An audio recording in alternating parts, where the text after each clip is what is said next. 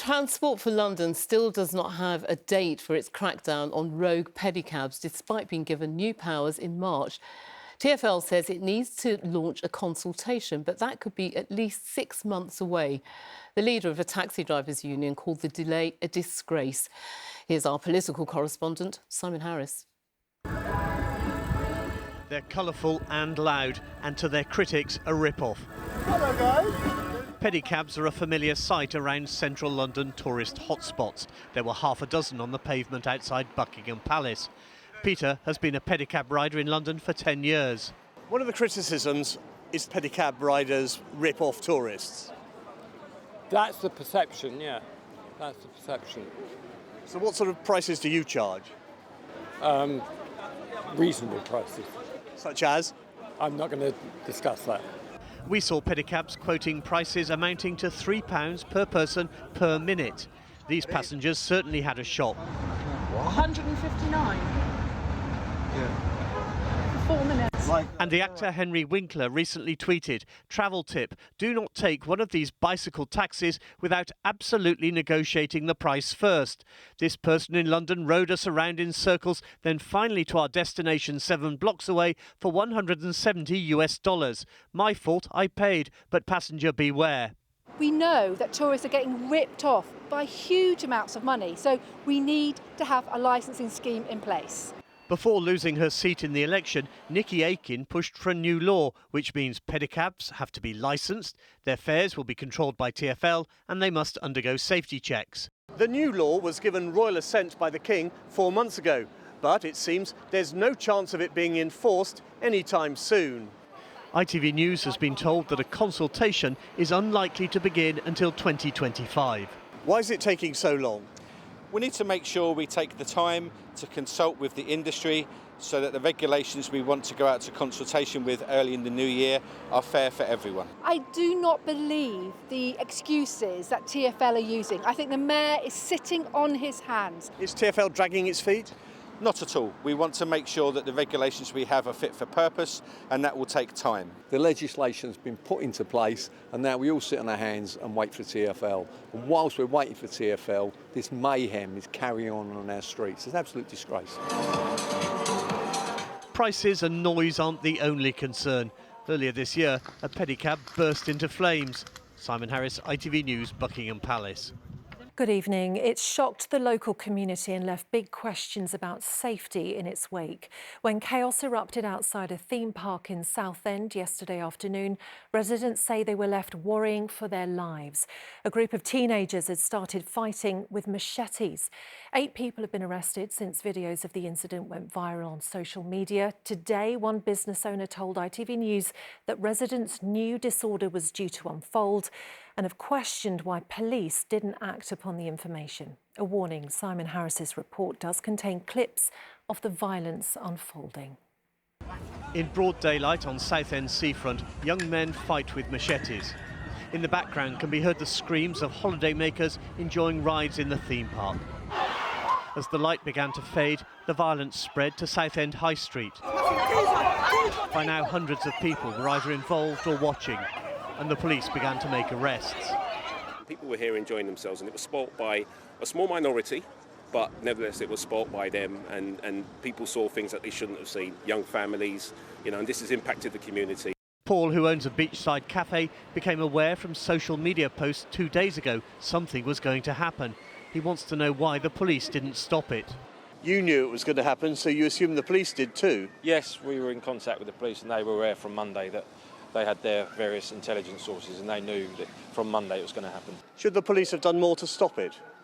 I think we have to ask some questions about whether we were correctly resourced yesterday, but those are questions that we'll be asking the police today when we speak to them, and we have some emergency meetings coming up this week about how we look after our seafront and our city centre throughout the summer.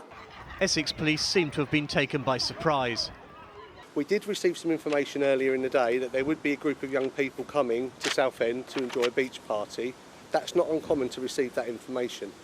I want to be really clear with the public, at no point were we aware that they would be coming with weapons or they would be coming to commit crime and disorder. Today the beach was again busy, so too was Adventure Island, the seafront theme park. Southend gets 7 million visitors a year, and this is peak season. Images on social media of gangs fighting in the street with machetes is the last thing businesses here need. I shut my arcade down really for safety of my staff, just as much as for safety of my machines and things like that, because there was silly little pockets of running, screaming kids on the seafront yesterday, and I think drink got the better of a lot of them. The police believe the troublemakers were from out of town, which did little to reassure some locals. I think it's terrible, it's disgusting what happens. No, it's just scary, it makes you not want to come down here anymore. Well, I did wonder about coming out today because it's my granddaughter, and I said to my daughter, should I take her out? She said, I think you'll be all right, there'll be a lot of police around. Although I haven't seen any. I had a bag stolen last time I came. They took it out of my basket. That's why I clip it on here now. It's not a nice place anymore. We come here at least once a week, shopping, going on the beach, bringing the grandchildren, and it's always been very safe. Police arrested 8 people last night and seized 7 knives. Simon Harris, ITV News, Southend. Now, London's mayor was quick to condemn violent protests in the capital last night after bottles were hurled at police and flares thrown near Parliament. The Prime Minister also intervened after more than 100 people were arrested in the unrest that was sparked by the attack in Southport, which left 3 children dead. Keir Starmer blamed the disorder on what he called tiny, mindless minorities. Our political correspondent Simon Harris reports. 300 miles from Merseyside, Whitehall became the latest flashpoint in the wake of the Southport stabbings. There were violent scuffles between police and protesters. Flares were lit and, along with bottles, used as missiles. In stifling heat, police officers were forced to don riot gear before making arrest after arrest after arrest. By the time the demonstrators dispersed, more than 100 of them were in custody. London's mayor described the protesters' message as a hateful narrative. There were chants of "Stop the boats," "Save our kids! Save our kids!" and a chorus usually heard on the terraces at England football games. City Hall accused some demonstrators of deliberately exploiting the Southport tragedy. Whoever they are, they're obviously intent on violence and disorder and criminality. You can see by the people who've been arrested. Somebody's been arrested for coming with 7 knives. There's been assaults on emergency workers. Whoever they are, their behaviour is disgraceful. This is not protest. This is violent disorder. In Downing Street, the Prime Minister had talks with senior officers from several forces, including the Met, before announcing a new police unit to tackle disorder. He blamed the trouble on the far right. These thugs are mobile. They move from community to community. And we must have a policing response that can do the same.